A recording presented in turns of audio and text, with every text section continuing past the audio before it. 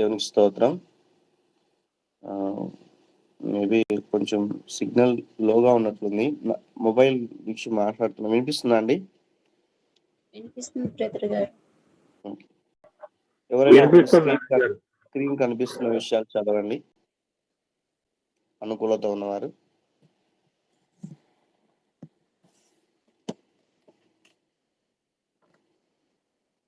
మీ voice క్లారిటీగా వినిపిస్తుంది brother గారు. సో మనము ఈ దినాన పెంపకంలో పద్ధతుల గురించి ఈ దినాన సైకాలజిస్ట్ తెలియచేసినటువంటి విషయాల్ని క్యాంప్బెల్ అనేటువంటి సైకాలజిస్టు తెలియచేసిన ప్రకారం పిల్లల ప్రవర్తనకి అదే రీతిగా పెద్దల పెంపకం 75% కారణం అవుతుందని, మిగతా 25% వారందరూ కూడా సమాజం గురించినటువంటి విషయాలు, అదే రీతిగా మీడియా, పాఠశాల కారణముగా అని తెలిపారు వాళ్ళు. ఒక్కో దేశములో ఆ నిష్పత్తి కొంచెం అటు ఇటు ఉన్న అధిక శాత ప్రభావం అనేటువంటిది తల్లిదండ్రుల కుటుంబంలోని ఇతర సభ్యుల ప్రవర్తనపై ఆధారపడి ఉంటుందని నొక్కి వారు తెలియచేశారు. కాబట్టి పేరెంట్స్ లో నుంచి వారు 75% ప్రభావితం అవుతుందన్న విషయాన్ని జ్ఞాపకం చేసుకోవాలి. ఇది చాలా మటుకు వాస్తవం అని యొక్క నిపుణులు తెలియచేసినట్లుగా మనం చూస్తాం. క్యాంప్బెల్ అనేటువంటి సైకాలజిస్ట్ తెలియచేసినటువంటి ఈ యొక్క విషయాన్ని. కాబట్టి మనం కొన్ని విషయాలు మనం చూస్తూ మనం ముందుకెళ్ళినప్పుడు పెంపకంలో పద్ధతుల గురించినటువంటి విషయాలు మనం చూసినప్పుడు ఎవరైనా ఒకరు చదవండి. ఈ యొక్క స్క్రీన్ కనిపిస్తున్న విషయాలు స్పష్టంగా చదవగలిగిన వారు ఎవరైనా ఒకరు చదవండి.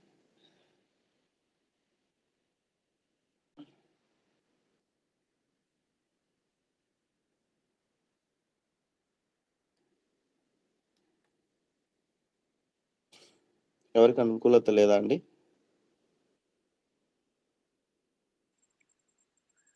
పెంపకంలో పద్ధతులు.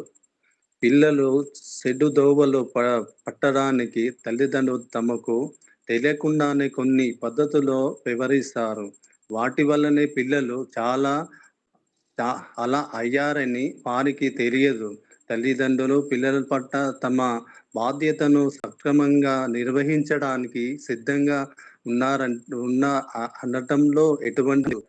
అయితే ఈ యాతిక యుగంలో ఉదయం నుండి రాత్రి వరకు అవిశ్రాంతంగా పరుగులు తీస్తూ తీవ్రమైన ఒత్తిడితో సతమతమవుతూ తమకు తెలిసిన పద్ధతిలో స్పందించడం వలన పిల్లలు సమస్యలు తలెత్తుతాయి. ఇలాంటి పెంపకం ఎన్ని రకాలుగా ఉంటుందో చూడండి. సో ఇక్కడ పేరెంట్స్ యాజ్ ఎ పేరెంట్స్ గా ఆలోచన చేస్తున్నటువంటి విషయాలు ఏంటంటే పిల్లల్ని చెడుదోవలు పట్టడానికి తల్లిదండ్రులు తమకు తెలియకుండానే కొన్ని పద్ధతుల్లో వ్యవహరిస్తా ఉన్నారన్న విషయాన్ని మనం చూస్తాం. అయితే వారు ఏమనుకుంటున్నారంటే తల్లిదండ్రులు ఉన్న ఆలోచనను బట్టి వాటి వల్లనే పిల్లలు అలా అయ్యారని వారికి తెలియదన్న విషయాన్ని మర్చిపోతూ తల్లిదండ్రుల పిల్లల పట్ల తమ బాధ్యతలని సక్రమంగా నిర్వహించడానికి సిద్ధముగా ఉన్నారనటంలో ఎటువంటి సందేహం లేదు. అయితే వారు నిర్వర్తిస్తా ఉన్నాం అన్నట్లు అనుకుంటున్నారు. అదే రీతిగా వారికి ఉన్నటువంటి తీవ్రమైనటువంటి పనుల ఒత్తిడిని బట్టి వారికి తెలిసినటువంటి పద్ధతుల్లో వారు ఏం చేస్తా ఉన్నారంటే వారిని పిల్లల్ని పెంచేటువంటి విషయంలో ముందుకు వెళ్తా ఉన్నారన్న సంగతిని మనం చూస్తాం. మరి అదే రీతిగా మనం కొన్ని విషయాలు మనం చూస్తూ మనం ముందుకు వెళ్ళినప్పుడు ఇలాంటి పెంపకం ఎన్ని రకాలుగా ఉంటుందో మనం కొన్ని విషయాలు మనం చూస్తూ మనం ముందుకెళ్దాం. మొదటి పాయింట్ ఏంటంటే విశ్వామిత్ర పెంపకం అనేటువంటి విషయాన్ని మనం చూస్తాం. ఇది ఒక టైటిల్. అదే రీతిగా పిల్లల్ని భయభక్తులతో ఉంచడం తప్పు కాదు, నిజానికి అది అవసరం. కానీ భయపెట్టే తత్వం మంచిది కాదన్న విషయాన్ని ఇక విశ్వామిత్ర పెంపకం గురించినటువంటి విషయాలు అతను తెలియచేశాడు. ఈ విషయాలు జ్ఞాపకం ఉంచుకోండి. కొన్ని పాయింట్స్ గతంలో విన్న సెషన్స్ లో నుంచి రావచ్చు, బట్ ఇక్కడ ఉన్నటువంటి వీరు ఇచ్చినటువంటి స్టేట్మెంట్ ని బట్టి ఒకవేళ రిపీట్ అవుతా ఉండవచ్చు. ఈ విషయాలు అర్థం చేసుకుందాం. పిల్లల్ని భయభక్తుల్లో ఉంచడం తప్పు కాదు. అంటే వాళ్ళని భయభక్తులు నేర్పించి వారికి నిజానికి అది అవసరమైనటువంటి రీతిగా వాళ్ళని కొట్టడం కానీ, తిట్టడం కానీ ఇలా చేయొచ్చు. కానీ భయపెట్టే తత్వం అనేటువంటిది మంచిది కాదన్న విషయాన్ని జ్ఞాపకం చేసుకోవాలి. మీ మాటల ద్వారానే వాళ్ళ ప్రవర్తనను వారు సరిదిద్దుకునేటట్లుగా మీ వంతు మీరేం చేయాలంటే వారిని సరైనటువంటి రీతిగా, సరైన క్రమములో పెంచేటువంటి రీతిగా ఉండాలన్న విషయాన్ని జ్ఞాపకం ఉంచుకోవాలి. అదే రీతిగా సెకండ్ పాయింట్‌లో మనం చూస్తే పిల్లలకు భయం ఉండాలి కానీ అతిగా భయపడిపోకూడదు. ఇలాంటి కుటుంబాల్లో తల్లిదండ్రులకు కోపం ఎక్కువ ఉంటది. చూడండి, పిల్లలు కలిగినటువంటి వారి విషయంలో తల్లిదండ్రులుగా ఉన్నవారు ప్రతి చిన్న విషయానికి కూడా కోప్పడకూడదు. ఆలోచన చేయాలి. కోపం వస్తది కానీ పిల్లల్ని పిల్లల్ని భయంతో పెంచాలి. వారిని భయపెట్టాలి కానీ ఎలా అంటే ప్రతి చిన్న విషయానికి కూడా కోపం తెచ్చుకొని అతిగా వారు భయపడిపోయేటట్లుగా ఉండకూడదు. ఇలాంటి కుటుంబాల్లో తల్లిదండ్రులకి కోపం ఎక్కువ ఉంటదన్న విషయాన్ని ఆలోచన చేస్తూ ముందుకెళ్ళాలి. అందుకే ఈ యొక్క పెంపకం గురించి వీరు చెప్తున్నప్పుడు మూడవ పాయింట్‌లో ఏం చెప్తారంటే క్రమశిక్షణ పేరుతో పిల్లల్ని దండించడం జరుగుతాది. అయితే వారికి ఎప్పుడు కోపం వస్తుందో, ఎందుకు వస్తుందో కూడా తెలియదు. అకస్మాత్తుగా ఏదో విషయం విరుచుకుపడతారన్న విషయాన్ని మనం చూస్తా ఉన్నాం. అదే రీతిగా ఫోర్త్ పాయింట్‌లో గూడా ఇటువంటి కుటుంబాల్లో పెరిగిన పిల్లలకు పాజిటివ్ ఎమోషన్స్ తెలియవు. అన్నీ కూడా నెగెటివే వాళ్ళందరూ కూడా ఆలోచన చేస్తా ఉంటారు. ఏదైనా తప్పు చేసినప్పుడు ఈరోజు నా పని అయిపోయింది. అమ్మొచ్చి కొడతది, నాన్నొచ్చి కొడతారు. ఆళ్ళు నా మీద మండిపడతారు, కోపగించుకుంటారు, నన్ను ప్రేమించరు అన్నట్లుగా వాళ్ళకెప్పుడు కూడా నెగెటివ్ థాట్సే వాళ్ళలో ఆపరేట్ అవుతా ఉంటాయి. అవి వారికేం చేస్తాయంటే కోపం, ఆవేశం, ఉత్క్రోధం, ద్వేషం, పగ, ప్రతీకారం వీటి వలన ఏమైపోతదంటే సమాజానికి అది చాలా ప్రమాదకరంగా మార్చబడుతదన్న విషయాన్ని జ్ఞాపకం ఉంచుకోవాలి. కాబట్టి తల్లిదండ్రులుగా ఉన్నవారు మీ పిల్లల విషయమై మీకున్నటువంటి అభిప్రాయం ఏ రీతిగా అంటే మా మమ్మీ, మా డ్యాడీ నన్ను ఇలానే నన్ను చూస్తారు. లేకుంటే వారికున్నటువంటి విధానమును బట్టి ఎప్పుడు కూడా వారేంటంటే ఇంకా పాజిటివ్‌గా ఆలోచన చేయకోకుండా నెగెటివ్ ఎమోషన్స్‌లో వారు ఆలోచించేటువంటి పరిస్థితుల్లో ఉంటారు. ఇలాంటి విషయాల్లో జాగ్రత్తగా ఉండాలి. కాబట్టి ఒకవేళ నేను చెప్పాను గతంలో కొన్ని పాయింట్స్ దాదాపుగా 3 సెషన్స్‌లో మనం వింటూ వచ్చాం. వాళ్ళకెప్పుడు కూడా మనం ఎలా ఉండాలంటే ఒక స్నేహ భావంతో కలిగి స్నేహితుల్లాగా ఉండాలి.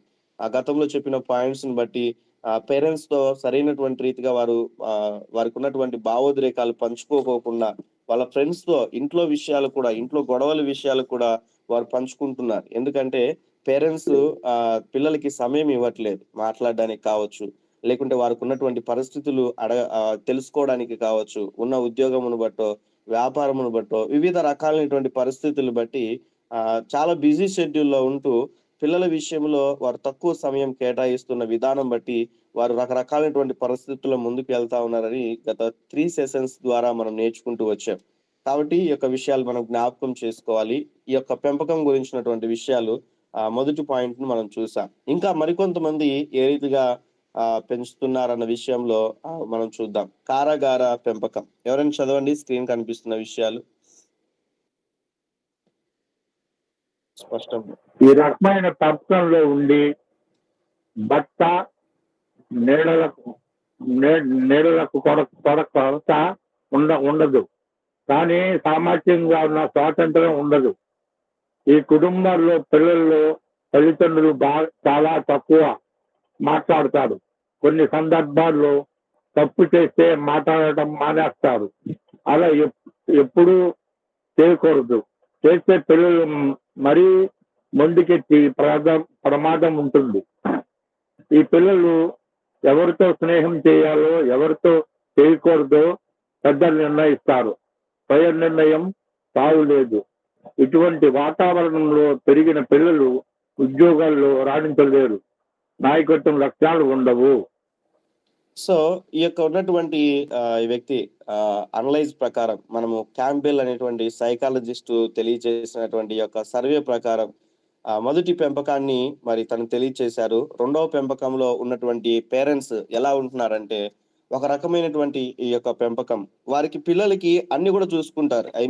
తిండి, బట్ట, వారికి కావాల్సినటువంటి అవసరతలు అవన్నీ కూడా వాళ్ళు సమకూరుస్తారు. వాళ్ళకున్నటువంటి నీడ్స్, కొరతలు అన్నీ కూడా వాళ్ళు చూసుకుంటారు. వాళ్ళకి ఏం అవసరమో అన్నీ కూడా చూసుకుంటారు. కానీ సామాజికంగా వారికి స్వాతంత్రం ఉండదు. ఏంటంటే వాళ్ళని ఒక బౌండరీ లాగా ఉంచేసి ఆహ్, వారికి స్వేచ్ఛనిచ్చేటువంటి పరిస్థితుల్లో ఉండరు. దేనిలో కూడా స్వేచ్ఛ ఉండదు.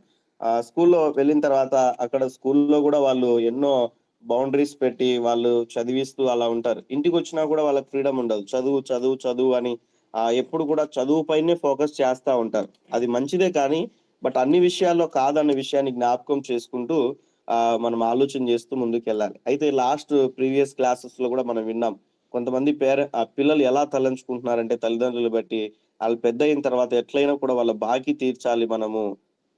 ఆళ్ళు పెట్టేటువంటి ఖర్చు గురించి ఎక్కువగా పిల్లలతో మాట్లాడుతున్న విధానమును బట్టి, పెద్దయిన తర్వాత మేము ఎట్లైనా కూడా ఉద్యోగం జేసి వాళ్ళ బాకీ తీర్చేయాలి అన్నట్లుగా పిల్లలు ఆలోచిస్తా ఉన్నారని లాస్ట్ క్లాస్‌లో గూడా కొన్ని విషయాలు మనం చూస్తూ మనం ముందుకెళ్ళాం. ఈ రెండవ పెంపకంలో ఉన్నటువంటి ఈ యొక్క పద్ధతులు వారు పెంచేటువంటి విధానం కొంతమంది ఎలా ఉంటున్నదంటే, ఈ యొక్క అన్నీ కూడా వాళ్ళకి నీడ్స్ అన్నీ కూడా వారు ఫుల్‌ఫిల్‌గా అన్నీ కూడా అవసరతలన్నీ తీరుస్తారు. స్కూల్ ఫీజు కడతారు. వారికి కావాల్సిన తిండి, బట్ట అన్నీ కూడా సమకూరుస్తారు. అన్నీ కూడా వాళ్ళకి కావాల్సినటువంటి బుక్స్ అయితేనేమి అన్నీ కూడా ఇస్తారు గానీ, వాళ్ళకి ఫ్రీడమ్ ఇవ్వరు. వాళ్ళకి స్వేచ్ఛనివ్వరు. అయితే ఆయనకున్నటువంటి విధానం బట్టి మనం చూస్తే, ఈ కుటుంబాల్లో మనం ఆలోచన చేసినప్పుడు, పిల్లలతో తల్లిదండ్రులు చాలా తక్కువగా మాట్లాడతారు. వాళ్ళకెక్కువ మాట్లాడడానికి సమయం ఇవ్వరు. కొన్ని సందర్భాల్లో తప్పు చేస్తే మాట్లాడడం కూడా మానేస్తారంట తల్లిదండ్రులు. ఈ విషయాన్ని జ్ఞాపకం ఉంచుకోవాలి. చాలామంది కొంతమంది చెప్తా ఉంటారేంటంటే యవ్వనస్తులు కూడా, "మా అమ్మ నాతో మాట్లాడదన్నా. గత కొన్ని నెలల నుంచి మా అమ్మ నాతో మాట్లాడట్లేదు. మా నాన్న గూడా నాతో మాట్లాడట్లేడు" అని కొంతమంది సమాధానం జెప్తా ఉంటారు. "ఏమైందమ్మా? ఏంటి కారణం?" అంటే ఉన్న ఆ పరిస్థితులు, ఇంట్లో ఉన్నటువంటి ఆ ప్రభావము, ఇవన్నీ కూడా వాళ్ళు తెలియచేస్తా ఉంటారు. అయితే నేను కూడా కొన్ని విషయాలు నేను వింటూ వచ్చాను. ఎప్పుడు కూడా అటువంటి పరిస్థితుల్లోనికి పిల్లలకి, తల్లిదండ్రుల మధ్య ఆ భేదాభిప్రాయాలు లేకుంటే ఆ మాట్లాడుకోనటువంటి తత్వం అనేటువంటిది ఎప్పుడు కూడా ఉండకూడదు. అలా ఎప్పుడు చేయకూడదన్న విషయాన్ని మనం చూస్తా ఉన్నాం. చేస్తే పిల్లలు మరీ మొండెత్తే ప్రమాదం ఉంటున్నది. ఏంటంటే ఇంక వాళ్ళు మాట్లాడలేదు కదా అని ఒక మొండిగా ప్రవర్తించేటువంటి పరిస్థితి ఇంకా ఎంతగానో ఉంటుంది. కొంతమంది చూడండి గృహాల్లో వాళ్ళు మొండిగా ఉంటారింక. ఎందుకంటే ఒకే రీతిగా వాళ్ళు పెంచేటువంటి విధానం బట్టి ఇంక వీళ్ళు ఇంతే, మా పేరెంట్స్ ఇంతే, మా అమ్మ ఇంతే, మా నాన్న ఇంతే, ఇంకా ఇంట్లో వాళ్ళు నన్ను ఇప్పుడు ఇలానే చూస్తారని ఇంకా వాళ్ళు మొండిగా అలానే ఫిక్స్ అయిపోయి ఆ లైఫ్స్‌ని అలా ముందుకు తీసుకెళ్తారు. థర్డ్ పాయింట్‌లో మనం చూస్తే ఈ పిల్లలు ఎవరితో స్నేహం చేయాలో, ఎవరితో చేయకూడదో పెద్దలు నిర్ణయిస్తారు. అలానే స్వయం నిర్ణయాలకు తావు లేదన్న విషయాన్ని కూడా మనం చూస్తాం.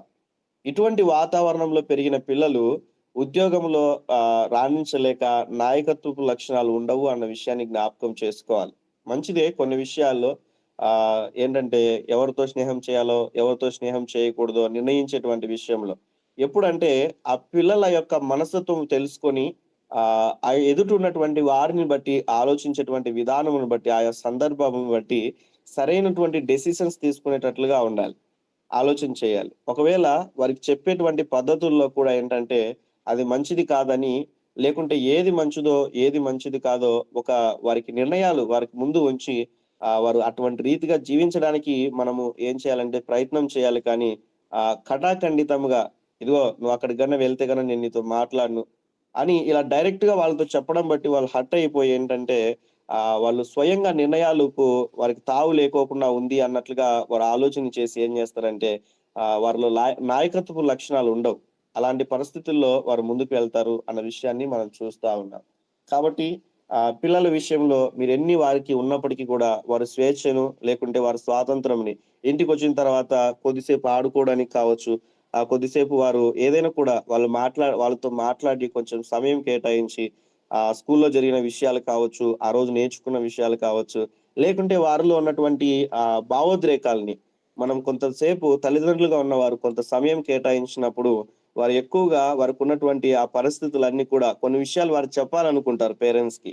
ఆ పేరెంట్స్ సమయం ఇచ్చినప్పుడు ఆ పిల్లలు వారితో అక్కడ జరిగిన విషయాలు ఇవన్నీ కూడా తెలియచేయడానికి ఇష్టపడతా ఉంటారు.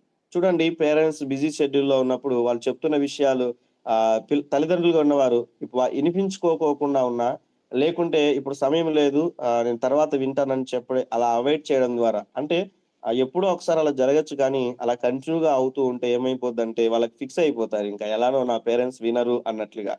అందుకే ఎక్కువగా తల్లిదండ్రుల్లో చూపించాల్సినటువంటి ప్రేమ స్నేహితుల్లో చూపిస్తా ఉన్నారు. ప్రీవియస్ క్లాసెస్‌లో మనం నేర్చుకుంటూ వచ్చాం. ఎందుకు వారు స్నేహితుల ప్రేమలో ఎక్కువ ఉంటున్నారు?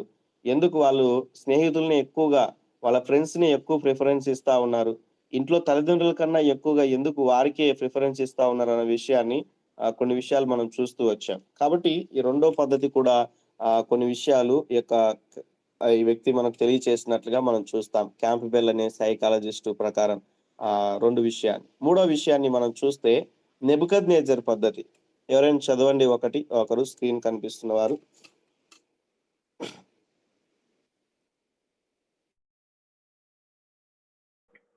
ఈ కోవలోని తల్లిదండ్రులు ఒకరు చాలా మొండివారు. తమ మాటే వేదం, ఇంట్లో అది విని తీరాలని శాసిస్తారు. ఇంట్లో వారికి సొంత అభిప్రాయాలు ఉంటాయనే జ్ఞానము వీరికి ఉండదు. చివరకు పిల్లలు ఎలాంటి బట్టలు వేసుకోవాలి, ఏ పాఠశాలలో చదవాలి, ఏ గ్రూప్ తీసుకోవాలి కూడా వీరే నిర్ణయిస్తారు. నేను ఇంటి పెద్దను, నేను సంపాదిస్తున్నాను, ఇంట్లో ఉండాలనుకుంటే ఉండండి లేదా పొండి అనే స్టేట్మెంట్లు ఎక్కువగా ఇస్తారు. ఇటువంటి వాతావరణంలో పెరిగిన పిల్లలు సమాజానికి సమస్యగా మారుతారు. ఇంట్లో వారి మీద కోపాన్ని బయట వారి మీద ప్రదర్శించి చల్లబడతారు. సో ఈ విషయాన్ని జ్ఞాపకం ఉంచుకోవాలి. ఇక్కడ ఇంకొక పెంపకం గురించి మరి చూస్తా ఉన్నాం. ఈ యొక్క పెంపకంలో ఉన్నటువంటి ఈ యొక్క పద్ధతిని మనం చూస్తే, ఈ కోణంలో మనం ఆలోచన చేసినప్పుడు కొంతమంది తల్లిదండ్రులు ఎలా ఉంటారంటే చాలా మొండితనంగా ఉంటారు. చూడండి, ఫర్ ఎగ్జాంపుల్ అర్థం చేసుకోవడానికి ఒక అబ్బాయికి మ్యాథమెటిక్స్ ఇష్టమై ఉండి అంటే హైయర్ స్టడీస్ చదువుతున్నటువంటి వారికి తర్వాత మ్యాథమెటిక్స్ ఇష్టమై ఉన్నప్పుడు పేరెంట్స్ గా ఉన్నవారు సైన్స్ తీసుకోమని బలవంత పెట్టకూడదు. వాళ్ళ ఒపీనియన్ కనుక్కోవాలి. ఒకవేళ వాళ్ళు కనీసం వాటి గురించి అవగాహన లేకుండా ఉన్నట్లయితే ఎక్స్‌ప్లెయిన్ చేయాలి. వాళ్ళకి అర్థమయ్యేటట్లుగా చెప్పాలి. ఏమని? ఇదో మ్యాథమెటిక్స్ తీసుకుంటే ఇంటర్మీడియేట్‌లో ఇలా ఎంపీస్ తీసుకుంటే భవిష్యత్తు ఇలా ఉంటది.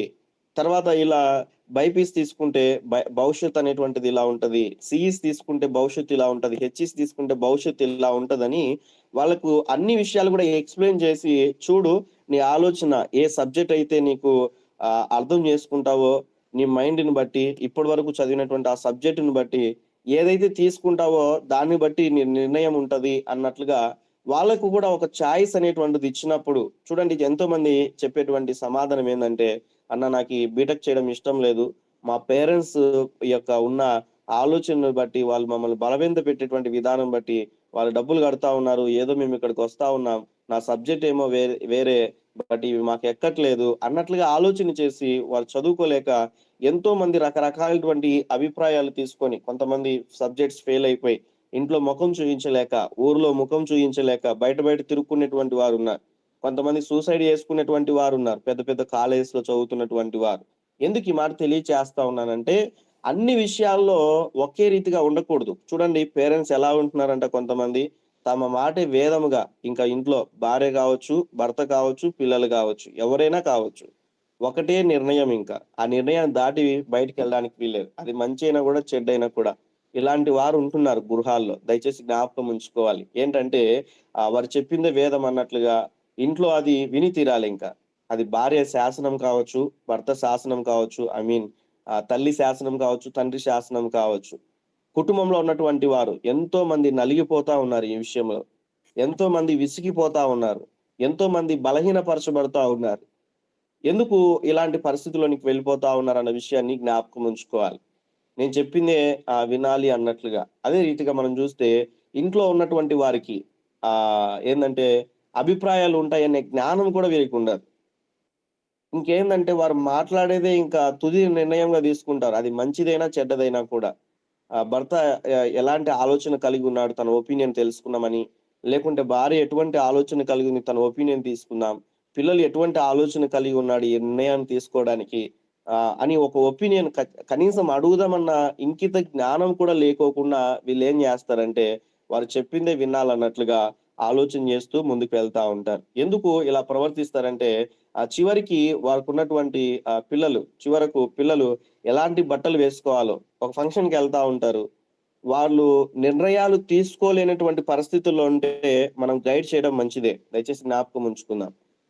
సరైన నిర్ణయాలు తీసుకోకోకుండా ఉన్నట్లయితే మనం గైడ్ చేయడం మంచిదే. అలా అని వాళ్ళని ఒక చెప్పిందే చెప్పినట్లుగా మనం చెప్పినట్లుగానే ఇలానే ఉండాలి, ఇలానే తినాలి, ఇలానే వెళ్ళాలి అన్నట్లుగా మనం ఏంటంటే ఒక బౌండరీస్ కంప్లీట్‌గా పెట్టేటువంటి వారంగా ఉండకూడదు. వాళ్ళ చాయిస్, వాళ్ళ ఒపీనియన్ కూడా మనం వినే వాళ్ళంగా ఉండాలన్న విషయాన్ని జ్ఞాపకం ఉంచుకోవాలి. వాళ్ళు ఏ పాఠశాలలో చదవాలో, ఏ గ్రూప్ తీసుకోవాలో కూడా వీరే నిర్ణయిస్తారు. ఇందాక చెప్పిన రీతిగా. చూడండి ఆలోచన చేద్దాం. వాళ్ళ ఒపీనియన్ మనము తీసుకుంటూ ఉండాలి. చిన్నతనం నుంచే వాళ్ళని సరైనటువంటి రీతిగా గైడ్ చేస్తా ఉండాలి. వాళ్ళ ఒపీనియన్ తీసుకొని, "నీ గోల్ ఏంటమ్మా? నువ్వు పెద్దయిన తర్వాత ఏమవుతావు? నీ గోల్ ఏంటి బాబు? నువ్వు ఇది చదివితే ఇలా అవుతావు. నీ పరిస్థితి ఏంటి? మేమైతే డబ్బులు పెట్టగలం. మేమైతే బట్టలు కొనిపియగలం గానీ, నీకు చదువు ఏ రకంగా మీకు ఆలోచన ఉందో ఆ రీతిగా ముందుకెళ్ళన్నట్లుగా వాళ్ళ ఒపీనియన్స్ కూడా వాళ్ళ చాయిస్ కూడా తీసుకోవాలి. ఒకవేళ వారు తప్పుడు నిర్ణయాలు తీసుకుంటున్నారంటే అప్పుడు మనము సరిచేయడానికి మనం ముందుకెళ్ళాలి కానీ అన్ని విషయాల్లో మనమే కరెక్ట్, మనమే పర్ఫెక్ట్ అన్నట్లుగా మనం ఆలోచన చేయడానికి వీల్లేదన్న విషయాన్ని జ్ఞాపకం చేసుకోవాలి. అందుకే థర్డ్ పాయింట్‌లో మనం చూస్తే నేను ఇంటి పెద్దను, నేను సంపాదిస్తా ఉన్నాను. చూడండి కొంతమంది ఒకప్పుడు చాలా పరిస్థితులు మనం చూస్తే ఇంట్లో పెద్దవారనేటువంటి వాళ్ళుండేవారు.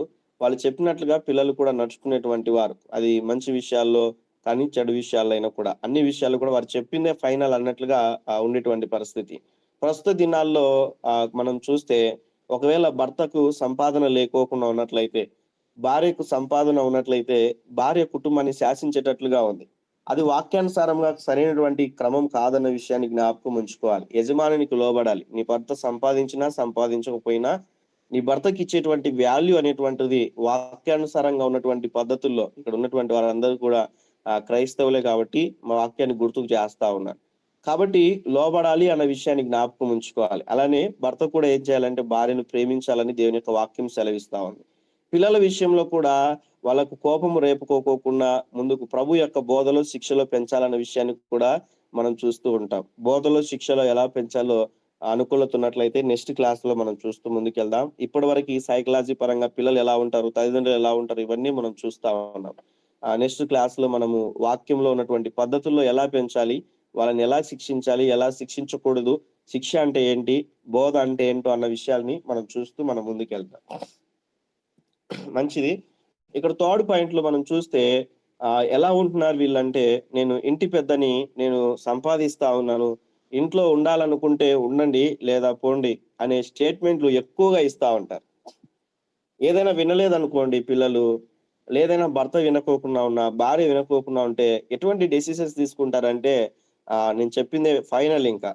వింటే వినండి లేకుంటే లేదు. నేనే సంపాదిస్తా ఉన్నా, నేనే కుటుంబానికి పోషిస్తా ఉన్నా, నేనే అన్నీ గూడా చూసుకుంటా ఉన్నాను. మీరు నా మాట వినరా మీరు? అన్నట్లుగా ఇంకా డైరెక్ట్‌గా ఎన్నో సార్లు ఇటువంటి స్టేట్‌మెంట్‌లు ఇస్తా ఉంటారు. అది సరైనటువంటిది కాదన్న విషయాన్ని జ్ఞాపకం ఉంచుకోవాలి. అలానే ఇటువంటి వాతావరణంలో పెరిగినటువంటి పిల్లలు సమాజానికి సమస్యగా మారుతారు. ఎందుకంటే ఇంట్లో ఉన్న టార్చరు భరించలేక, ఇంట్లో ఉన్నటువంటి పరిస్థితులు అవన్నీ కూడా వాళ్ళ మీద మైండ్‌కంతా గూడా బాగా స్ట్రెస్ అయిపోయి, వాళ్ళ మీద ప్రభావం ఎంతగానో చూయించి, ఇంట్లో ఆ కోపము వాళ్ళ పైన తీర్చుకోలేక వాళ్ళేం జేస్తారంటే, ఇంట్లో వారి మీద కోపాన్ని బయట వారి మీద ప్రదర్శిస్తూ ఏమైపోతారంటే, ప్రదర్శించి చల్లబడతారన్న విషయాన్ని మనం చూస్తాం. ఇంట్లో ఉన్న ఆ ఒత్తిడంతా గూడా బయటోళ్ళ మీద కోపం. చూడండి కొంతమందిని మనం జూస్తే ఇంట్లో గొడవ పడతారు. ఎదురుగా వచ్చి ఏదైనా మంచిగా మాట్లాడినా గూడా చిరాకు పడతా సమాధానం ఇస్తారు. అంటే ఇంట్లో ఉన్న కోపం అదంతా గూడా అర్థం జేసుకోవడానికి. కాబట్టి ఇలాంటి విషయాల్లో జాగ్రత్తగా ఉండాలన్న విషయాన్ని జ్ఞాపకం ఉంచుకోవాలి. ఈ మూడవ పద్ధతి ప్రకారం నెబుకద్నెజరు పెంపకం అన్న విషయాన్ని మనం చూస్తాం. నేను శాసించిందే శాసనం అన్నట్లుగా పిల్లల విషయంలో కొంతమంది ప్రవర్తిస్తా ఉంటారన్న విషయాన్ని జ్ఞాపకం ఉంచుకోవాలి. ఫోర్త్ పాయింట్ మనం చూస్తూ ముందుకెళ్దాం. ఎవరైనా ఒకరు చదవండి.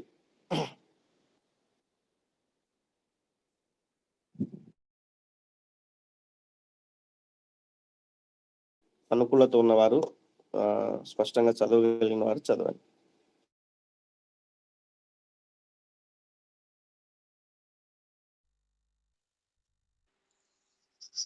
కర్ణుడు మహావీరుడు. తాను నమ్మిన వారి కోసం తోబుట్టువులను సైతం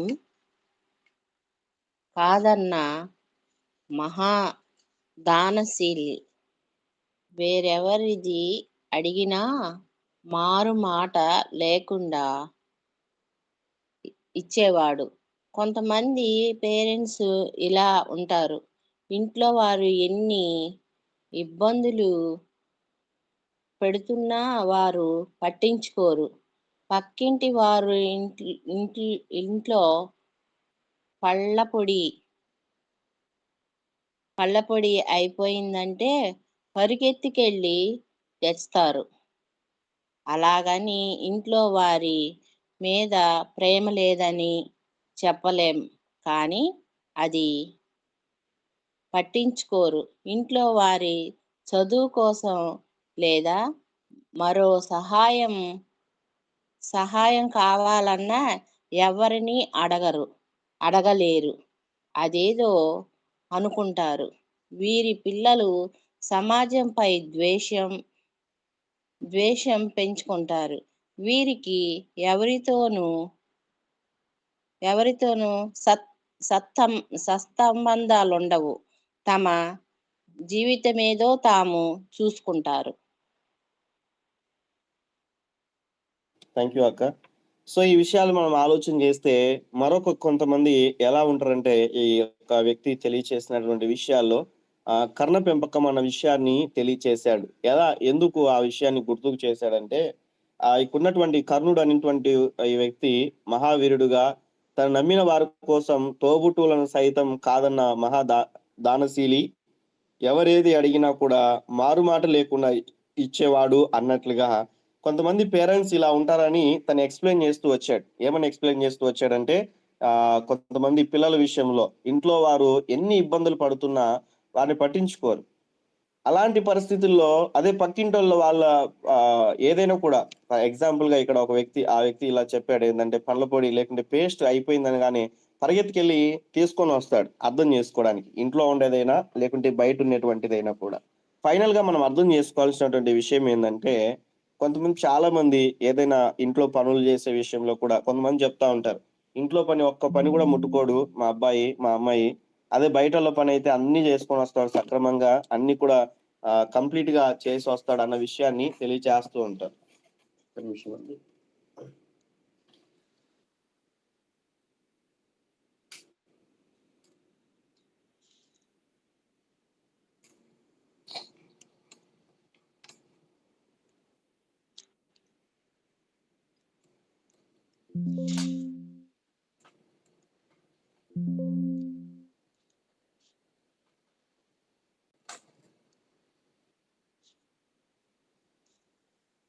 ఓకే.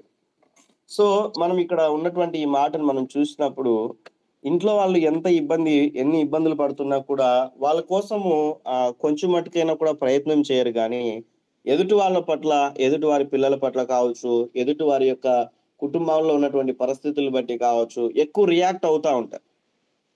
అర్థం చేసుకుంటే మన సమాజంలో ఇటువంటి వారిని కూడా మనం చూస్తూ ఉంటాం కొన్ని కుటుంబాల్లో. కాబట్టి అలాగని ఇంట్లో వారి మీద ప్రేమ లేదని చెప్పలేం, కానీ అది పట్టించుకోరన్న విషయాన్ని మనం చూస్తా ఉన్నాం. ఇంట్లో వారి చదువు కోసం లేదా మరో సహాయం కావాలన్నా ఎవరిని అడగలేరు.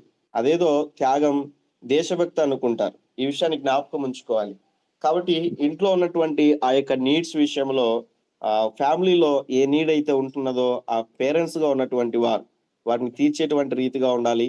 అదే రీతిగా ఆ సంపాదన కలిగినటువంటి వారి కుటుంబాన్ని పోషించుకునే బాధ్యతను దేవుడు ఇచ్చాడు.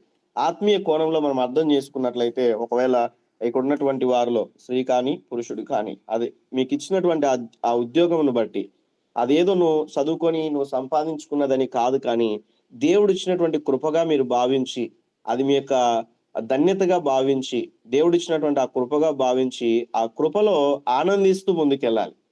కాబట్టి ఏదో అక్కడ మనం చేస్తున్నటువంటి మన త్యాగం అని, ఏదో మన జ్ఞానమును బట్టి సంపాదించుకున్నామని కాదు, కానీ దేవుని కృప లేకోకుండా ఏది కూడా మనం పొందుకోలేం. కాబట్టి కుటుంబాన్ని పోషించుకునేటువంటి విషయంలో కూడా దేవుడిచ్చినటువంటి సమస్తాన్ని బట్టి మనము ప్రభు సన్నిధిలో ఆనందిస్తూ ముందుకెళ్ళేటువంటి వారంగా ఉండాలి. అయితే ఇక్కడ మనం చూస్తే వీరి పిల్లలు సమాజంపై ద్వేషం పెంచుకుంటారన్న విషయాన్ని మనం చూస్తాం. ఎందుకంటే ఇంట్లో ఉన్నటువంటి ఆ యొక్క కుమార్తె కావచ్చు, కుమారుని కావచ్చు, ఏవైనా స్లేట్స్ కావచ్చు, బుక్స్ కావచ్చు, బ్యాగ్స్ కావచ్చు, ఇలాంటి విషయాల్లో వారికి ఇవ్వకోకుండా ఎదుట ఉన్నటువంటి ఆ పిల్లల్ని ప్రేమించి ఆ యొక్క బుక్స్ కావచ్చు, స్లేట్స్ కావచ్చు, బ్యాగ్స్ కావచ్చు, అలాంటి విషయాల్లో ఇంట్లో వాళ్ళకి చేయకోకుండా ఎదుటి వారికి చేసినట్లయితే వీరిలో ఆటోమేటిక్‌గా ద్వేషం పెరిగిపోతది.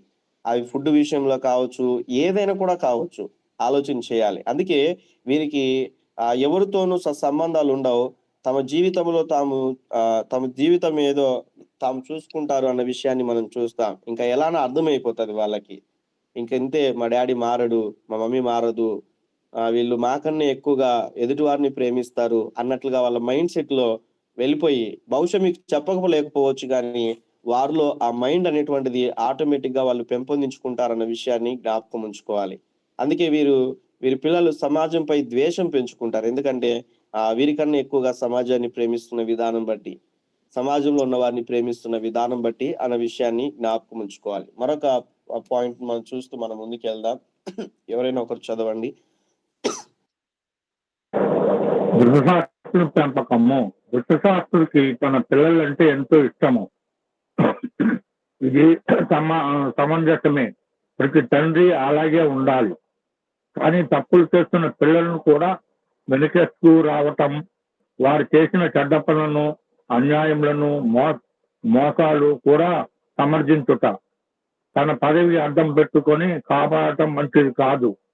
ప్రస్తుతం సమాజంలో పెద్ద పెద్ద ఉద్యోగాల్లో ఉన్నవారు, రాజకీయ పలుకుబడి ఉన్నవారు తమ పిల్లల విషయంలో తగిన శ్రద్ధ తీసుకోవాలి.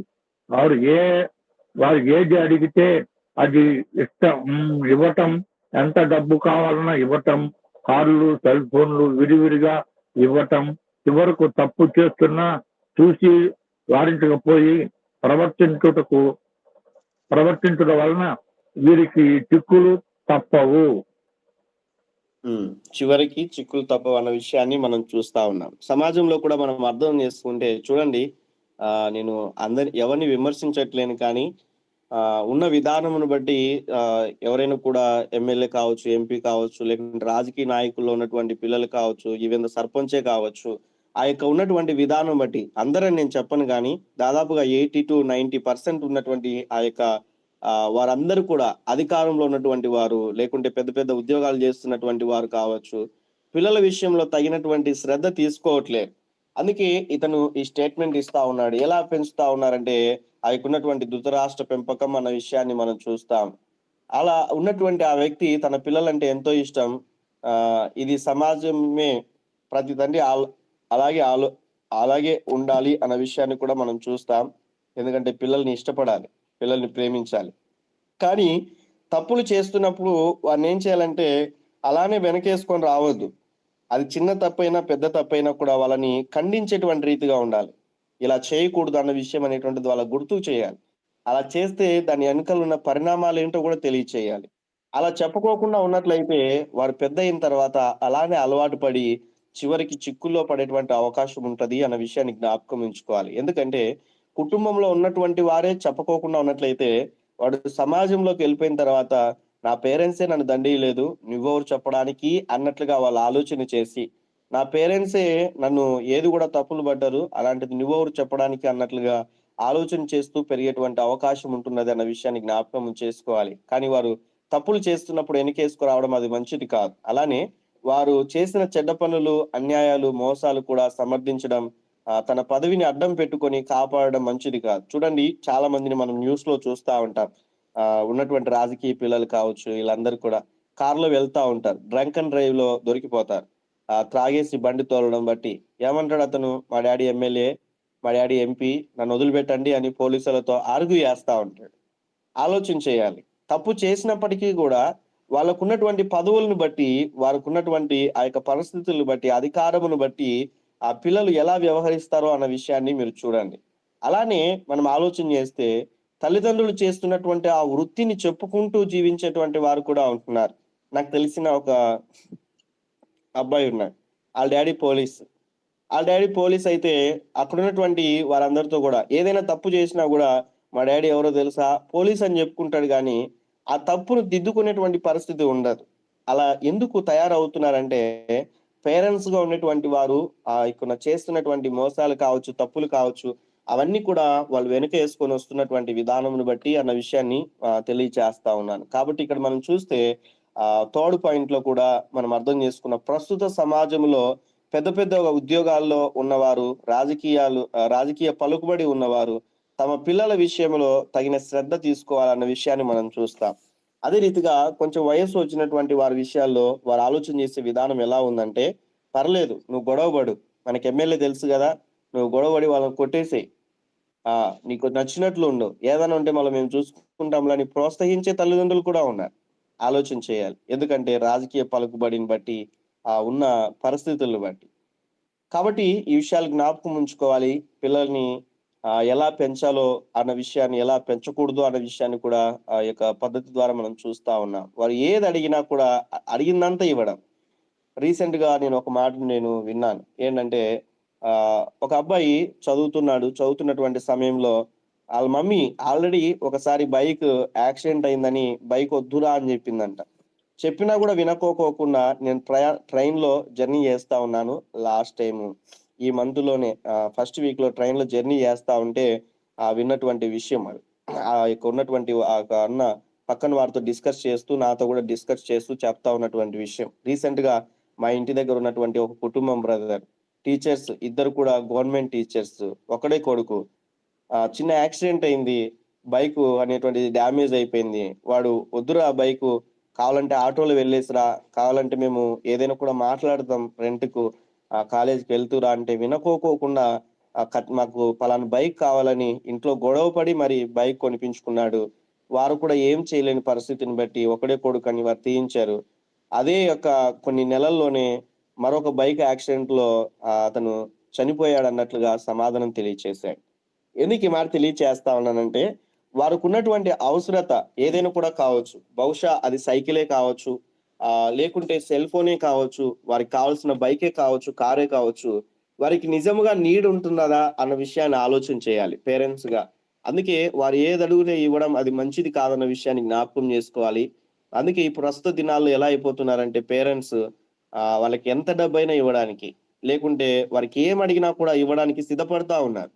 కాబట్టి అన్ని కూడా మనం ఇవ్వడానికి వీలు లేదు. కానీ అది ఆలోచన చేయాలి మనం. అది ఎంతవరకు ప్రభావితం చూపిస్తది, మనం ఇచ్చేటువంటి వాళ్ళు అడిగిందంతా ఇస్తే గన ఎంతవరకు ప్రభావితం చూపిస్తుంది అన్న విషయాన్ని, జ్ఞానం కలిగి నడుచుకునేటువంటి రీతిగా ఉండాలన్న విషయాన్ని ఇక్కడ గుర్తు చేస్తా ఉన్నా.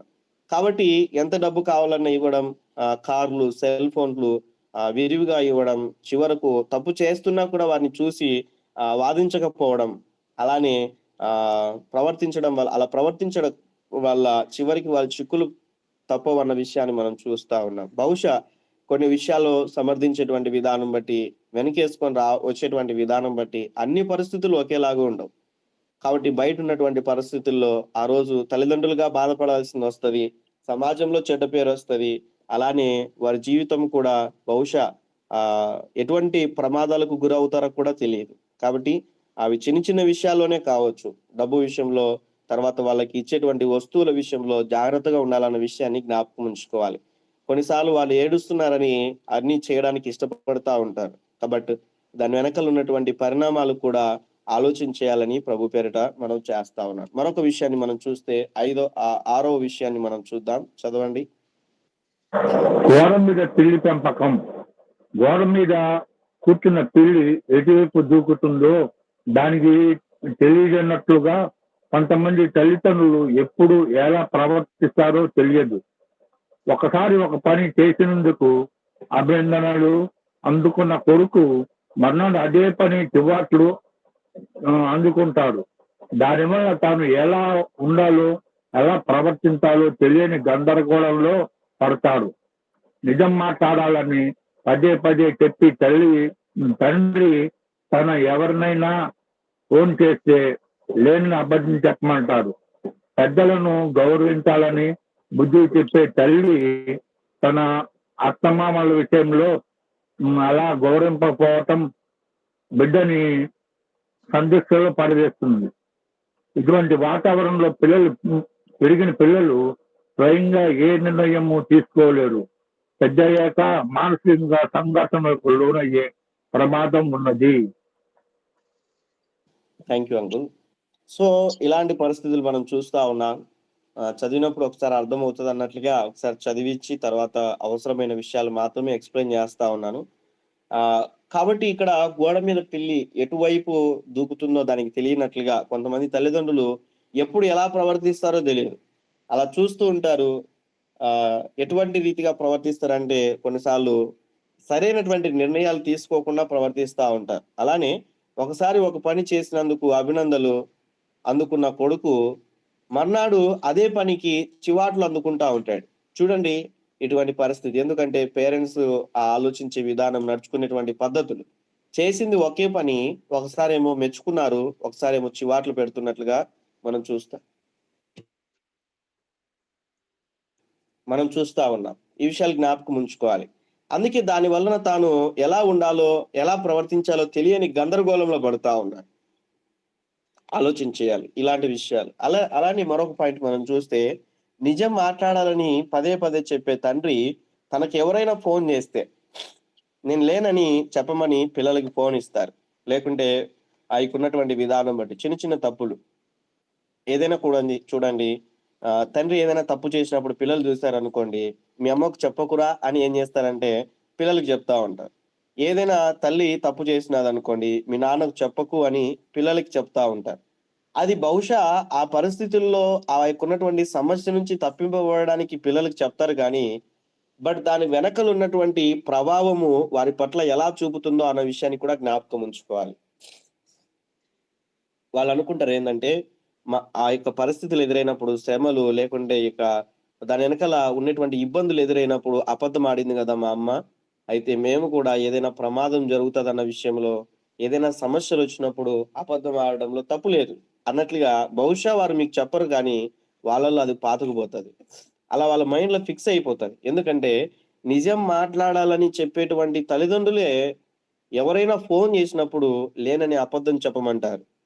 పెద్దలను గౌరవించాలని చెప్పేటువంటి తల్లిదండ్రులే ఏం చేస్తారంటే తమ అత్తమామలకి విలువ ఇవ్వరు. చూడండి సమాజంలో ఎలా అయిపోతా ఉన్నదో. అత్తమామలకి విలువ ఇవ్వక భయంకరమైనటువంటి పరిస్థితులు మనం చూస్తాం. కనీసం భోజనం కూడా పెట్టలేనటువంటి పరిస్థితి మనం చూస్తాం. సరిగా వారికి వస్త్రధారణ లేకుంటే కనీసం బట్టలు కొనిపించే పరిస్థితి కూడా ఉండదు. కాబట్టి ఆలోచన చేయాలి. ఎంతో మంది ఉన్నటువంటి విషయాలను బట్టి అప్పటి వరకు ఒక సరైనటువంటి రీతిగా పెరిగినటువంటి ఆ కుటుంబం ఆలోచన చేస్తే ఎంతో మంది చిన్న గుడిసె వేసి, వాళ్ళేమో పెద్ద బిల్డింగ్ లో ఉంటారు, ఒక చిన్న గుడిసెలోనో లేకుంటే ఇంటి బయట వరండాలోనో ఇంటి బయటనో వాళ్ళని పడుకోబెట్టి ఏదో 3 పూట్ల ఇలా అనకూడదు కానీ ఒక కుక్కకు ఆహారం పెట్టినట్లుగా ఏదో ఒక చిన్న ప్లేట్లో ఆహారం పెట్టి వాళ్ళని తిట్టేటువంటి వారు లేరంటారా సమాజంలో? ఆలోచన చేయాలి. ఎలా పిల్లలు గౌరవాన్ని నేర్చుకుంటారు, ఎలా వారు అలాంటి విషయాలు వాళ్ళు అర్థం చేసుకుంటూ ముందుకెళ్తారు అన్న విషయాన్ని జ్ఞాపకం ఉంచుకోవాలి. మీకు అందరికి కూడా ఒక స్టోరీ తెలిసే ఉంటది. గతంలో కూడా మనం చాలాసార్లు విని ఉండవచ్చు. ఒక కుటుంబంలో ఉన్నటువంటి తల్లిదండ్రులు చేస్తున్న ఉద్యోగంను బట్టి ఆయనకున్నటువంటి కొడుకు వాళ్ళ అమ్మ నాన్నని అనాథాశ్రమంలో వదిలిపెట్టాడంట. అలా వదిలిపెట్టి వారికి కావాల్సినటువంటి డబ్బు, వారికి కావాల్సినవన్నీ కూడా సమకూరుస్తా ఉన్నాడు. పిల్లలు అడిగారంట, ఎందుకు నాన్న ఇంట్లో పెట్టుకోవచ్చు కదా నాన్నమ్మని, అలా ఎందుకు అలా పెట్టారు అన్నట్లుగా వారు అడిగినప్పుడు ఆ వ్యక్తి చెప్పాడంటే, నేను చాలా బిజీగా ఉన్నాను, నేను డబ్బులు సంపాదించే విషయంలో వాళ్ళని చూసుకునే పరిస్థితుల్లో నేను లేను, అందుకే ఉన్నటువంటి విధానం బట్టి ఇక్కడ నేను వాళ్ళని ఉంచాను అన్నట్లుగా పిల్లలకి చెప్పారంట. అలా చెప్పిన తర్వాత పిల్లలు కూడా ఒక రోజు అన్నారంట, సరేనన్నా నేను కూడా పెద్ద అయిన తర్వాత ఇలానే చేయాలి కదా, నేను కూడా ఒక మంచి అనాథాశ్రయంలో మిమ్మల్ని కూడా చేరుస్తాను అన్నట్లుగా సమాధానం చెప్పాడంట. అప్పుడు తండ్రికి బుద్ధి వచ్చింది. దాన్ని బట్టి ఇంటికి తీసుకొని వచ్చాడంట. ఎందుకు ఈ మాట తెలియచేస్తా ఉన్నానంటే, ఈరోజు సంపాదించే సంపాదనను బట్టి వారి జీవితంలో అలా అయిపోయింది. వచ్చినటువంటి వారిని బట్టి, ఆ భార్యను బట్టి లేకుంటే తల్లిదండ్రులు సరిగా చూసుకునేటువంటి పరిస్థితుల్లో ఒకవైపు తల్లి, ఒకవైపు ఏమో భార్య, అలా శతమయ్యేటువంటి కుటుంబాలు కూడా ఉంటున్నాయి. సమాజంలో మనం చూస్తా ఉంటాం అనేక విషయాల్లో. కడప ప్రాంతంలో కూడా అలానే జరిగింది. ఎందుకు ఒక కుటుంబంలో ఉన్నటువంటి ఆమె ఉన్నటువంటి ఆ యొక్క ఎవరు అన్మ్యూట్ చేశారు, దయచేసి మ్యూట్ చేయండి. సో సమాజంలో ఉన్నటువంటి వారు ఎలాంటి పరిస్థితుల్లో వెళ్ళిపోయారంటే, ఆ తండ్రికి బయట చిన్న మంచం వేశారండి. ఆ మంచం వేసి ఈ తండ్రి యొక్క ఉన్నటువంటి భర్త ఉన్నప్పుడేమో మంచిగా చూసుకుండేది ఆవిడ, వచ్చిన భార్య. భర్త ఎప్పుడైతే వెళ్ళిపోతాడో ఉద్యోగానికి, ఈమె ఇంట్లోనే ఉంటది కదా! భర్త ఉన్నప్పుడేమో నటించే స్వభావం, బాగా చూసుకున్నట్లుగా. ఎప్పుడైతే ఆ భర్త ఉద్యోగానికెళ్ళిపోతాడో, ఇంట్లో ఆ వ్యక్తిని టార్చర్ చేసేటువంటిది. ఏంటంటే, ఎప్పుడు చస్తాడో ఏమో ఈ ముసలోడు, అంతా కూడా రోత చేస్తా ఉన్నాడు. ఆహ్, అన్నట్లుగా ఆ వ్యక్తిని ఎక్కువగా మానసికంగా హింసించేటువంటిది. ఒక దినాన ఆ వ్యక్తి చనిపోయాడు. ఎందుకు ఈ మాట తెలియచేస్తా ఉన్నానంటే, పిల్లలు మీ నుంచి నేర్చుకుంటారన్న విషయాన్ని జ్ఞాపకం చేసుకోవాలి. తల్లిదండ్రులే పెద్దల పట్ల గౌరవం చూపించాలి అని నేర్పించేటువంటి తల్లిదండ్రులే అత్తమామల విషయములలో, లేకుంటే తల్లిదండ్రుల విషయంలో సరైనటువంటి రీతిగా వారిని చూసుకోలేనటువంటి పరిస్థితి. చిన్నప్పటి నుంచి వారు ఎంత పెంచి ఉంటారు?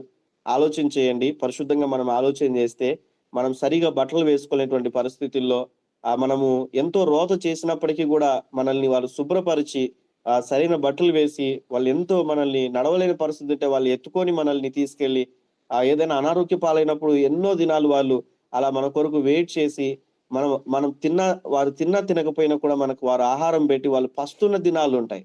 ఆలోచన చేయాలి. అటువంటి పరిస్థితులు గుండా తల్లిదండ్రులు పెంచినప్పుడు, వాళ్ళు ముసలితనానికొచ్చిన తర్వాత వాళ్ళని సరైనటువంటి రీతిగా పట్టించుకోకోకుండా ఉన్నట్లయితే అది మనకి ఆశీర్వాదకరం కాదు అన్న విషయాన్ని జ్ఞాపకం ఉంచుకోవాలి.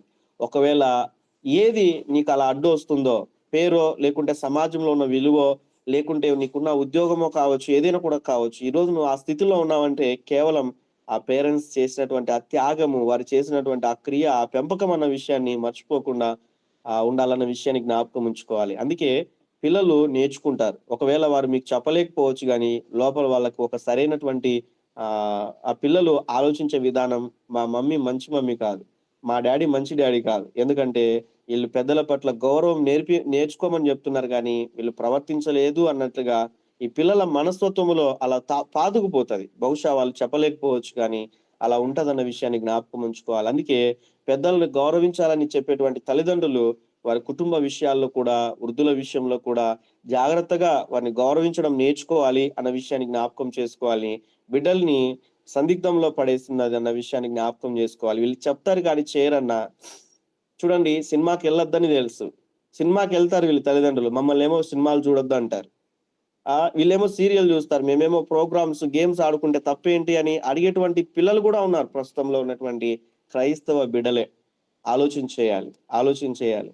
యాస్ ఎ పేరెంట్స్‌గా నువ్వు ప్రవర్తన అనేటువంటిది వాళ్ళు గమనిస్తా ఉంటారు. వాళ్ళకి తెలియకోకుండా మేనేజ్ చేయాలని ప్రయత్నం చేసినా ఏదో ఒక రోజు వాళ్ళు నిన్ను గమనిస్తారు. బట్ నీకు చెప్పకపోవచ్చు గానీ, వారి హృదయంలో అటువంటి విషయాలనేటువంటివి పాతుకుపోతాయి అన్న విషయాన్ని మీరు గుర్తుకు చేసుకోవాలని తెలియచేస్తా ఉన్నాను. అబద్ధం ఆడే విషయంలో కావచ్చు, అన్ని విషయాల్లో కూడా పిల్లలు గమనిస్తా ఉంటారన్న విషయాన్ని జ్ఞాపకం ఉంచుకోవాలి. అలానే మనం చివరి పాయింట్‌లో మనం చూస్తే, ఇటువంటి వాతావరణంలో పెరిగిన పిల్లలు స్వయంగా ఏ నిర్ణయాలు తీసుకోలేరు. ఎందుకంటే పెద్దయ్యాక వారిని మానసిక సంఘర్షణకు లోనయ్యే ప్రమాదం ఉంది అన్న విషయాన్ని జ్ఞాపకం చేసుకోవాలి. ఎందుకంటే ఒక విషయంలో తిడతా ఉన్నారు, ఒక విషయంలో పొగుడుతా ఉన్నారు. చేసేది ఒకే పనే. కానీ తల్లిదండ్రులు చెప్తున్నారు కానీ వాళ్ళు పాటించట్లేదు అన్న ఆలోచనను బట్టి మానసికంగా వాళ్ళు ఎంతో కృంగిపోతారన్న విషయాన్ని జ్ఞాపకం చేసుకోవాలి. లాస్ట్ వీక్‌లో కూడా ఒక పాయింట్ మీకు చెప్పాను. తండ్రి త్రాగుబోతుడు, కుమారుడేమో త్రాగుతుంటే తాగొద్దురా అని చెప్తా ఉన్నాడు. ఎలా మారుతాడు? ఆలోచన చేయండి. లాస్ట్ వీక్‌లో చెప్పినాను ఒక పాయింట్. మా ప్రాంతంలో, కడప ప్రాంతంలో జరిగిన ఒక విషయాన్ని. చివరికి ఇద్దరు గూడా కలిసి తెచ్చుకొని తాగేటువంటి పరిస్థితిలోనికి వెళ్ళిపోయారు. ఎలా మార్పు కలుగుతది పేరెంట్స్ నుంచి అన్న విషయాన్ని మనం చూస్తా ఉన్నాం. 7th పాయింట్ చివరిగా ఈ పాయింట్‌ని మనం చూద్దాం. చివరి పాయింట్ చదవండి ఒకరు. సాక్రటీస్ పెంపకం పిల్లల ముందే పేరెంట్స్ పోట్లాడుకుంటారు. తండ్రి కొడుకుని తిడుతుంటే తల్లి అడ్డం వచ్చి కొడుకుని సమర్థించడం, అలాగే తల్లి కూతురు తెలుస్తుంటే తండ్రి అడ్డుపడటం, ఇలాంటి వైఖరి పిల్లల తల్లిదండ్రుల్లో ఒకరి పట్ల నిర్లక్ష్య భావం ఏర్పడుతుంది. ఇలాంటి వాతావరణంలో పెరిగిన పిల్లలు పెద్దయ్యాక తమకి మంచి బుద్ధులు నేర్పించాలని మందలించే వారిలో కూడా శత్రుత్వం పెంచుకుంటారు. పొగిడిన వాళ్ళనే ఆత్మీయులు అనుకుంటారు. సో ఈ విషయాన్ని కూడా మనం అర్థం చేసుకున్నప్పుడు ఇంకొక పెంపకంలో ఉన్నటువంటి పద్ధతి గురించి తెలియచేశాడు. చాలా మంది పేరెంట్స్ ఈ రకంగా ఉంటారన్న విషయాన్ని బట్టి. మీకు ప్రీవియస్ క్లాసెస్ లో చెప్పిన కొన్ని పాయింట్స్ లో ఒక పాయింట్ మీకు గుర్తుకు చేస్తా ఉన్నాను. ఏదైనా కూడా ఆ దండించే విషయంలో తల్లిదండ్రులు ఇద్దరు కూడా ఒకే నిర్ణయం పైన ఉండాలి.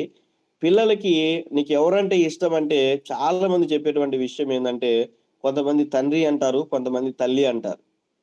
చాలా తరచుగా మనం చూస్తాం ఇద్దరు ఒక్కటే అన్నట్లుగా చెప్పేటువంటి వారు, ఇద్దరు నాకు ఇష్టమే అని చెప్పేటువంటి వారు కొద్దిమందే. ఆలోచన చేయాలి. ఎందుకు వాళ్ళు అలా అలవాటు పడిపోయారంటే, తల్లి కొడుతున్నప్పుడు తండ్రి అడ్డుకున్న విధానం బట్టి ఆ యొక్క తండ్రి మంచివాడని వాళ్ళు భావించేటువంటి భావన వాళ్ళలోనికి వచ్చేస్తా ఉంది. ఆలోచన చేయాలి. తండ్రి కొడుతున్నాడంటే తల్లి దగ్గరికి తీసుకున్న విధానమును బట్టి తండ్రి చెడ్డవాడు, తల్లి మంచిది అన్నట్లుగా వాళ్ళ మైండ్ సెట్ లో వెళ్తా ఉంది. దయచేసి జ్ఞాపకం ఉంచుకోవాలి.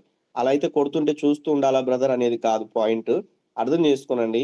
వారి సమస్య అనేటువంటిది వాళ్ళ ముందు ఉన్నప్పుడు, తప్పు చేసినప్పుడు ఇద్దరు కూడా ఒకే నిర్ణయంతో వారు ఎందుకు వాళ్ళు తప్పు చేశారు అన్న విషయాన్ని వాళ్ళకి తెలియచేసి వాళ్ళు అరవడం మంచిదే.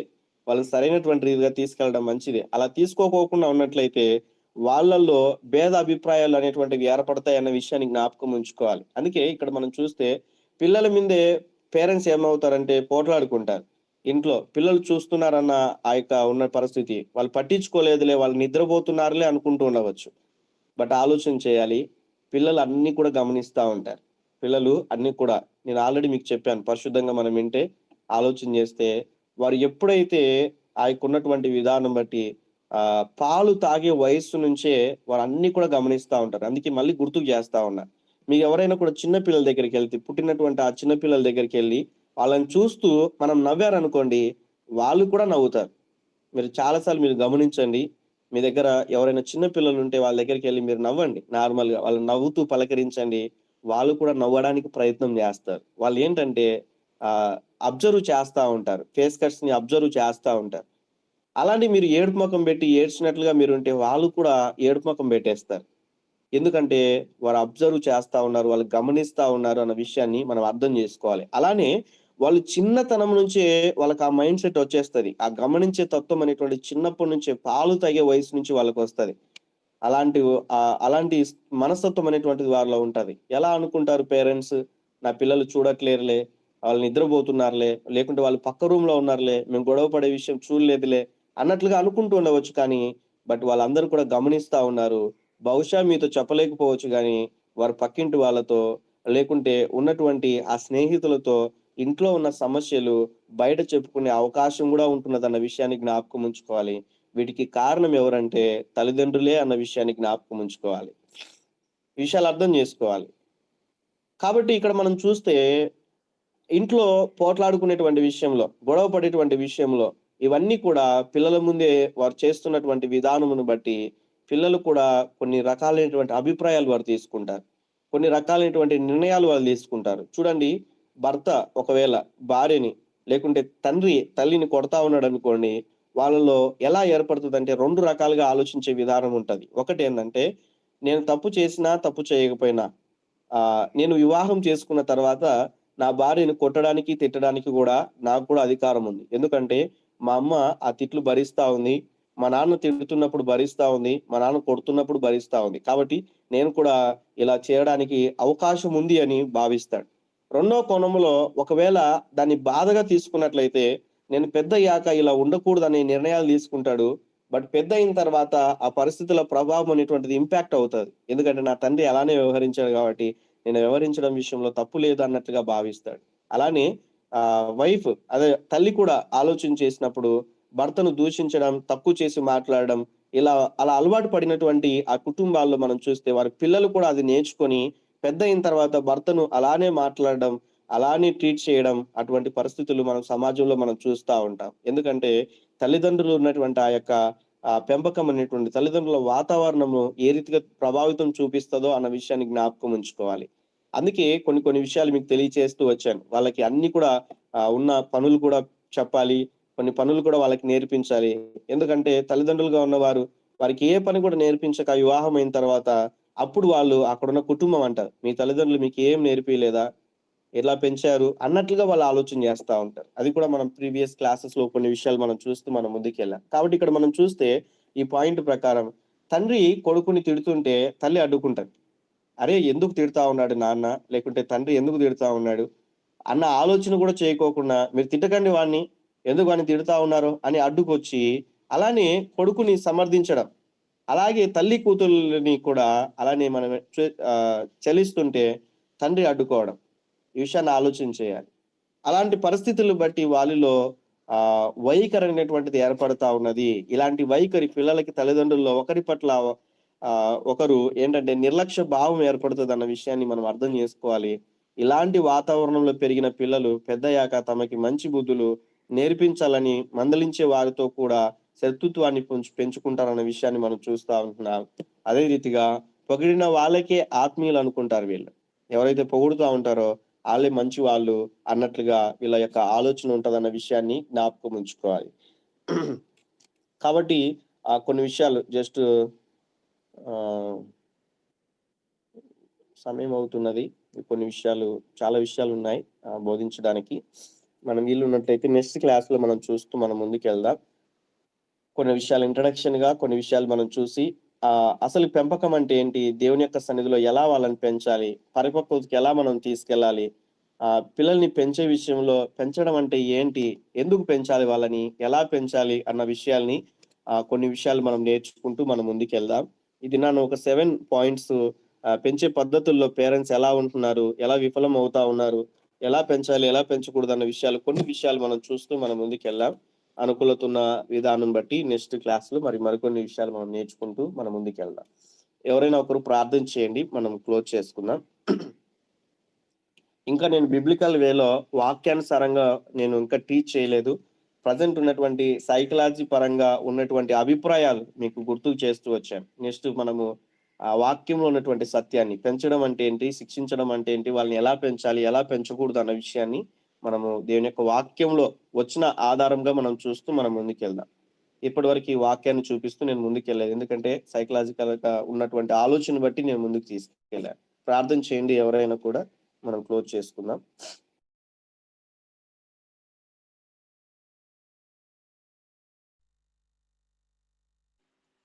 ప్రార్థించుకుందాం. స్తుతి పట్టడా స్తోత్రాడా మమ్మల్ని మిక్కిలిగా ప్రేమించిన మా ప్రియా పరలోకపు రాజా, మీ పరిశుద్ధ పాదములకు వేలాది వందనాలు, స్తుతులు, స్తోత్రాలు చెల్లిస్తున్నాం నాయన. ఇంతవరకు కూడా ప్రభా మీ వాక్యంతో ప్రభా మరి తల్లిదండ్రులు పిల్లల్ని ఏ విధంగా పెంచాలో ప్రభా మీ దాసులు మాట్లాడిన మాటలను ప్రభా మేము శ్రద్ధగా వినుటకు మీరు ఇచ్చిన గొప్ప ధన్యతను బట్టి ఈ ప్లాట్ఫామ్ను బట్టి మీకు వేలాది వందనాలు చెల్లిస్తున్నాను ఆయన. ప్రతి ఉదయం లేచి మీ మాటలను వినుటకు మీరు ఇచ్చిన ఈ గొప్ప ధన్యతలో ప్రభా మేమెంతో అభివృద్ధి పొందుకునే గొప్ప భాగ్యాన్ని దయచేసినందుకు మీకు వేలాది వందనాలు చెల్లిస్తున్నాం నాయన. విశ్వామిత్ర పెంపకం ఏ విధంగా పెంచాడో నాయన, భయభక్తుల్లో ఉండటం ప్రభా తప్పు కాదు, కానీ నిజాయితీగా ఉండే స్థితిని ప్రభా మేము ఉండులాగున ప్రభా కారాగార పెంపకాన్ని గురించి నాయన, నెబుకద్రెజరు పెంపకాన్ని గురించి నాయన, ధృతరాష్ట్ర పెంపకాన్ని గురించి వాళ్ళు ఎలాగా ప్రభా ముందు జీవితాలు ఎలాగా ఉన్నాయో ప్రభా మరి మేము ఎలాగా ఉండకూడదో ప్రభా మీ దాసుల ద్వారా మీరు హెచ్చరించిన విధానం కొరకు మీకు వందనాలు చెల్లిస్తూ ఉన్నాను ఆయన. ప్రతిదినం కూడా ప్రభా వాక్యంతో ప్రోత్సహించబడుతూ మా జీవితాలను అన్వయించుకునే ప్రభా మా బిడ్డలను ఏ విధంగా ఆత్మీయంగా పెంచాలో, ఏ విధంగా నాయన లోకరీతిగా పెంచకూడదో ప్రభా మరి మీ దాసుల ద్వారా మీరు మమ్మల్ని హెచ్చరించిన విధానం కొరకు మీకు వేలాది వందనాలు. ఆత్మీయ స్థితిలోనికి మా బిడ్డలను పెంచినప్పుడే ప్రభా మరి మీ యొక్క ధన్యతను మేము పొందుకోగలుగుతాం కనుక నాయన అయా ఈ యొక్క ఉదయకాల సమయంలో నా ప్రభా మేమే విధంగా పెంచుతున్నామో ప్రభా మీ యొక్క పరిశుద్ధాత్మ ద్వారా మీరు బోధించిన సంగతుల కొరకు మీకు వేలాది వందనాలు, స్తుతులు, స్తోత్రాలు చెల్లిస్తున్నాం నాయన. ఏ విధముగా పెంచకూడదో, ఎలాగ మేము మా కుటుంబ జీవితాల్లో మేము ఎలా ఉంటున్నామో, తల్లి స్పర్శను ఏ విధంగా బిడలు గుర్తిస్తారో ప్రభా అలాగే మీ యొక్క నాయన మరి మీ స్పర్శను మేము గుర్తించే వారంగా ఉన్నప్పుడు ప్రభా మీ జ్ఞానాన్ని మీరు మాకు దయచేసే దేవుడుగా ఉన్నందుకు మీకు వేలాది వందనాలు నాయన. మీ ఆత్మ ద్వారా చెప్పుచున్న మాటలను ప్రభా మేము ఇంతవరకు విని ఉన్నాం నాయన. ప్రతినిత్యం ప్రభా వింటూనే కాదు కానీ మా జీవితాల్లో అన్వయించుకొని అలాంటి జీవితాన్ని చేసి నాయన చూపించే వారిగా ఉండుట్లో నాయన మీ యొక్క గొప్ప ధన్యతను మిమ్మల్ని పోలి నడుచుకునే ధన్యతను మీరు మాకు అనుగ్రహిస్తూ వస్తూ ఉన్న విధానం కొరకు మీకు వేలాది వందనాలు. అయా మా దైవజనులు మీరు దీవించండి, ఆశీర్వదించండి, మీ కృపలో బలపరుస్తూ ప్రతిదినం ప్రతి క్షణం ప్రభ మీరు మాతో ఉంటూ నాయన వాక్యం ద్వారా ప్రోత్సహించబడుచు నాయన మమ్మల్ని మేము నాయన లోబడే స్వభావంలోనికి మమ్మల్ని నడిపిస్తూ ఉన్నందుకు మీకు వేలాది వందనాలు చెల్లిస్తున్నాను నాయన. మా దైవజనులు మీరు దీవించండి, ఆశీర్వదించండి, మీ కృపలో మమ్మల్ని అందరినీ ప్రతిదినము కూడా ఆశీర్వదించినందుకు మీకు వేలాది వందనాలు చెల్లిస్తూ జాయిన్ అయిన ప్రతి బిడ్డను దీవించి మీ కృపలో ఈ దినమంతటిని బలపరచమని మా కొరకై తిరిగి రానయ్యున్న యేసతి పరిశుద్ధ నామమున అడిగి వేడుకొని మీ సన్నిధానములో మేము పొంది ఉన్నాము తండ్రి. ఆమేన్. ఆమేన్. ఆమేన్. ఆమేన్. ఈయన దేవుని యొక్క ప్రేమయు కుమారుడైనటువంటి యేసుక్రీస్తు ప్రభుల వారి యొక్క కృపయు పరిశుద్ధాత్మ దేవుడైన నేను సన్నిధి సహవాసం ఈ ఉదయకాల సమయంలో ప్రభు సన్నిధిలో జాయిన్ అయిన ప్రతి ఒక్కరికి సకల పరిశుద్ధులకు సదాకాలం తోడే ఉండి నడిపించును గాక.